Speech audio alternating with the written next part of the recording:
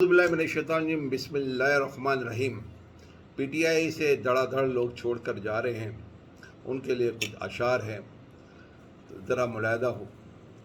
थक गए हो तो थकन छोड़ के जा सकते हो, थक गए हो तो थकन छोड़ के जा सकते हो, तुम मुझे वाक़ईतन छोड़ कर जा सकते हो। हम दरख्तों को कहाँ आता है, हम दरख्तों को कहाँ आता है हिजरत करना, हम दरख्तों को कहाँ आता है हिजरत करना, तुम परिंदे हो वतन छोड़ के जा सकते हो, और ऐसे ही आ सकते हो जैसे कोई खुशबू आए, और ऐसे ही आ सकते हो जैसे कोई खुशबू आए, और जाने को घुटन छोड़ के जा सकते हो। और अब फ़याज़ुल हसन चौहान ने काफ़ी इल्ज़ाम लगा दिए, हालांकि मिनिस्टर भी रहे और बहुत ज़्यादा ये कर दूंगा वो कर दूंगा, बहुत ज़्यादा ट्वीट्स और बहुत ज़्यादा प्रेस कॉन्फ्रेंस उसकी है उसके लिए, और इल्ज़ाम भी लगा दिए खान के ऊपर। तो उसके लिए कुछ अशार मैंने चुन के रखे हुए। छोड़कर जाना है तो जा, छोड़कर जाना है तो जा, पर मात अधूरी साबित कर, छोड़कर जाना है तो जा, पर मात अधूरी साबित कर, मुझसे झगड़ा कर और मुझको गैर ज़रूरी साबित कर, और मेरे पत्थर लेदे की हर रोज़ शिकायत लोगों से, और मेरे पत्थर लेदे की हर रोज़ शिकायत लोगों से, आखिर आकर सिर्फ दलाइल दे, आकर सिर्फ दलाइल दे, मेरी मजबूरी साबित कर। और उसने इल्ज़ाम और भी लगाए थे, तो उसके बारे में भी है। बात बजा कि होते हैं दो चार मसाइल सबके ही, बात बजा कि होते हैं मसाइल दो चार सबके ही, जानता हूँ मजबूरी को लेकिन मजबूरी साबित कर, जानता हूँ मजबूरी को मगर मजबूरी साबित कर।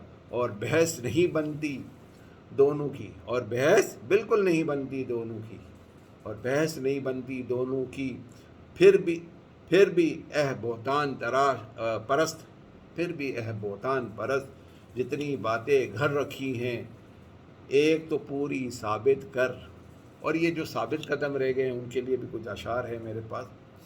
तवील है मुसाफत मगर मंजिल का यकीन है, तवील है मुसाफत मगर मंजिल का यकीन है, आजमाइश सख्त है मगर वो भी तो रहीम है, मुझे रास्तों से मत डराओ, मुझे रास्तों से मत डराओ ए दुनिया वालों, मुझे रास्तों से मत डराओ ए दुनिया वालों, मैं जिसकी आस पर हूँ वो रब्बे करीम है।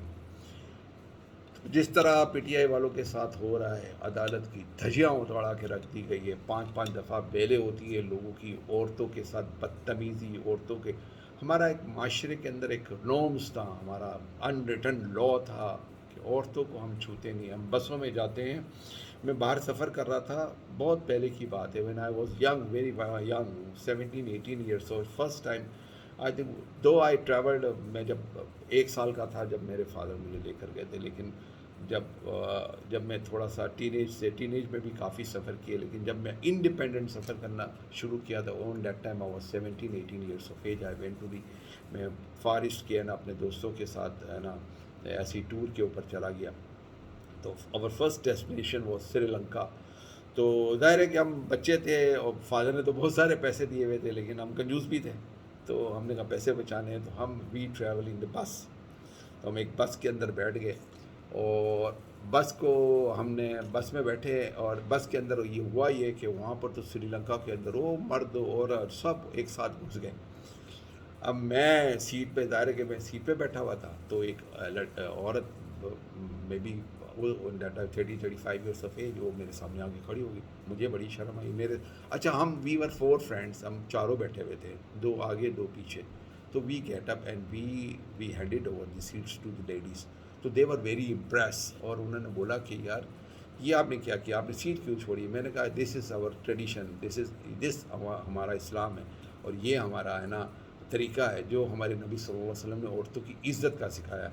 लेकिन जिस तरह औरतों की बेइज्जती, और जिस तरह की मैंने वीडियो देखी है, जिस तरह पुलिस वाले गैर महरम ने एक औरत को उठा के घसीट के जिस तरह डाल रहे हैं ना, तो शर्म का मुकाम है।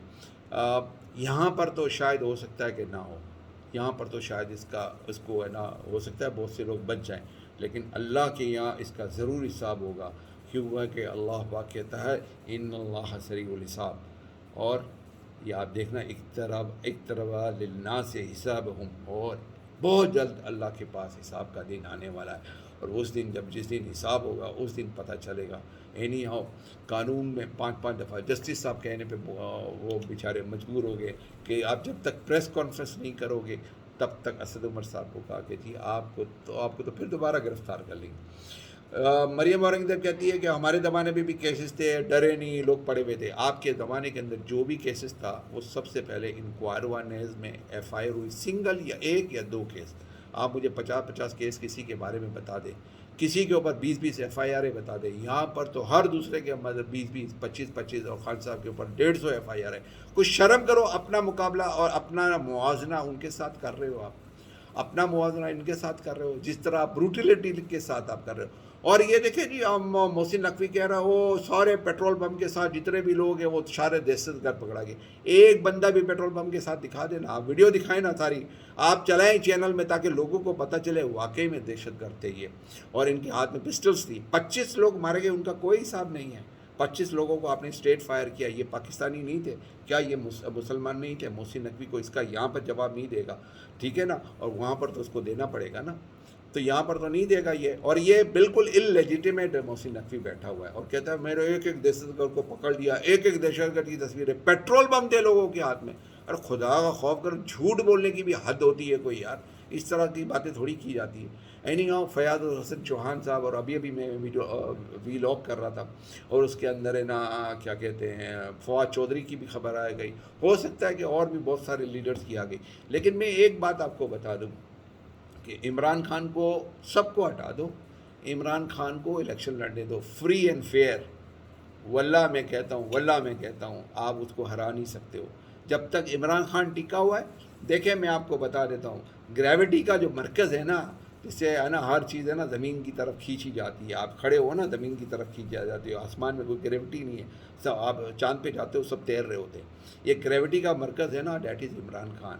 جو گریویٹیشنل فورس اور گریویٹیشنل ریز جو ریلیز ہوتی ہے نا وہ عمران خان سے ریلیز ہو رہی ہے، ٹھیک ہے نا.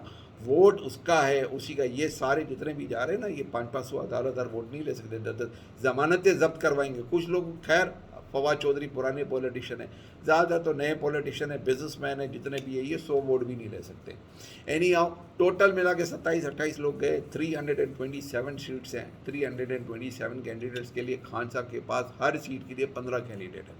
اور یہ اچھی بات ہو رہی ہے خان صاحب کے لیے، کیونکہ وہ کہتے ہیں نا کہ جب ہے نا گرداب میں ہے نا کشتی پھنستی ہے یا شپ پھنستا ہے تو سب سے پہلے اس کو چوہے چھوڑ کے جاتے ہیں. تو چوہے چھوڑ کے جا رہے ہیں، اس سے کوئی فرق نہیں پڑتا. خان صاحب صرف انصاف کر لیں، آپ صرف انصاف کر لیں، آپ کو ٹائملی آپ الیکشن کروا دیں. پنجاب اسمبلی کی جو کیئر ٹیکر گورنمنٹ ہے اس کو اللیجیٹیمیٹ گورنمنٹ ہے اس کو ہٹا دے. کے پی کے کی اللیجیٹیمیٹ گورنمنٹ ہٹا دو. آپ اپنا الیکشن کا ٹائم پورا کرو، آپ اپنا اکتوبر میں الیکشن کرو، اکتوبر سے پہلے کرو، فری اینڈ فیئر الیکشن کر کے آپ جیت کے دکھا دو عمران خان سے.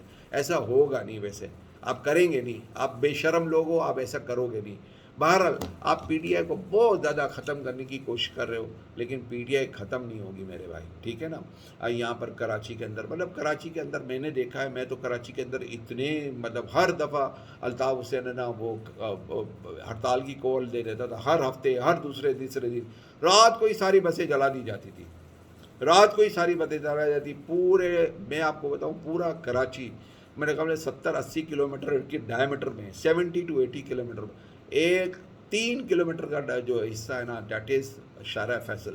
وہ شارع فیصل پہ صرف ہے نا جو پتھراؤ وغیرہ تھا، اس کے علاوہ کہیں پر بھی نہیں تھا.